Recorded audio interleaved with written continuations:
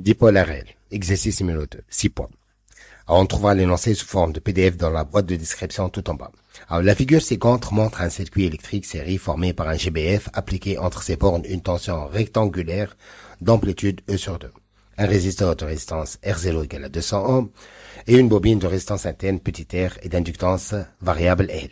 Au moyen d'un oscilloscope bicourbe, on veut visualiser pendant l'établissement du courant les variations des tensions UG de T et UR de T respectivement aux bornes GBF et du résisteur.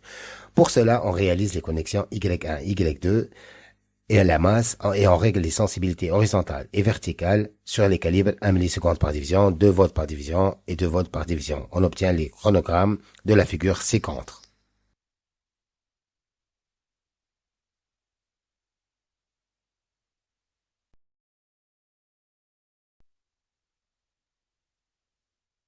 Premièrement, petit a, établir l'équation différentielle régissant les variations de l'intensité I du courant.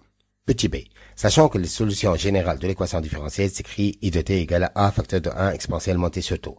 Déterminer les expressions respectives de A et taux. Petit c, déduire l'expression de UR de t et donner l'expression de sa valeur maximale UR max. Deuxièmement, déterminer graphiquement les valeurs respectives de E, de la tension maximale UR max, de la tension UR de t et de la constante de temps taux de dipôle RL. Troisièmement, petit a, déterminer la valeur de la résistance petit r. Petit b, déduire la valeur de l'inductance L. Quatrièmement, petit a, déterminer l'expression de UL de T, tension au borne de la bobine. Petit b, calculer à l'instant où UR de T égale à UL de T, la valeur de l'énergie emmagasinée dans la bobine. Fin de sujet.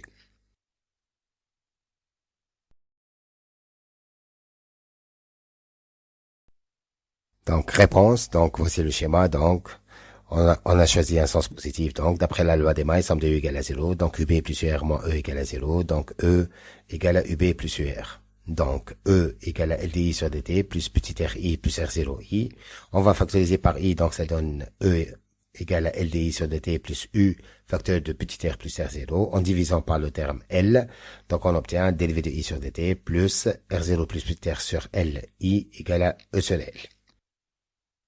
Alors, petit b, I de t égale à A facteur de 1 moins exponentiellement t sur taux, donc égale à A moins A exponentiellement t sur taux. On va faire la dérivée, donc ça, on obtient 1 sur taux fois A exponentiellement t sur taux. On va remplacer dans l'équation différentielle, donc on obtient 1 sur taux A exponentiellement t sur taux, plus R0 plus petit r sur L facteur de A moins A exponentiellement t sur taux égale à E sur L. Donc, 1 sur taux fois A exponentiellement T sur taux, plus R0 plus petit r sur L A, moins R0 plus petit r sur L A exponentiellement T sur taux égale à E sur L. On va factoriser par A exponentiellement T sur taux, facteur de 1 sur taux moins R0 plus petit r sur L, plus R0 plus petit r sur L fois A égale à E sur L.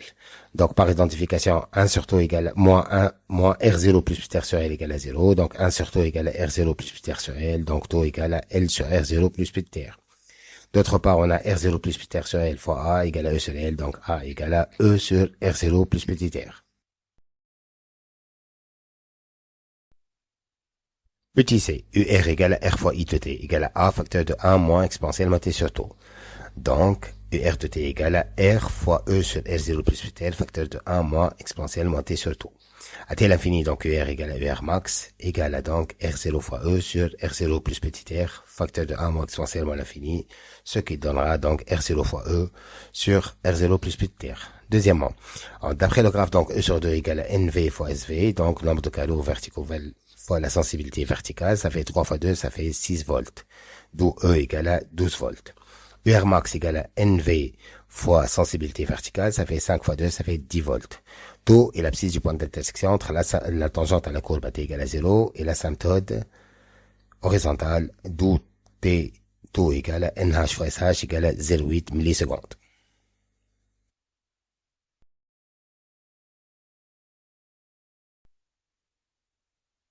Troisièmement, petit a. Donc, UR max égale à R0 fois E sur R0 plus petit r, dont R0 plus petit r égale à R0E sur UR max. Donc, petit r égale à R0E sur UR max moins R0, ça fait 200 fois 12 sur 10 moins 200, ça fait 40 ohms.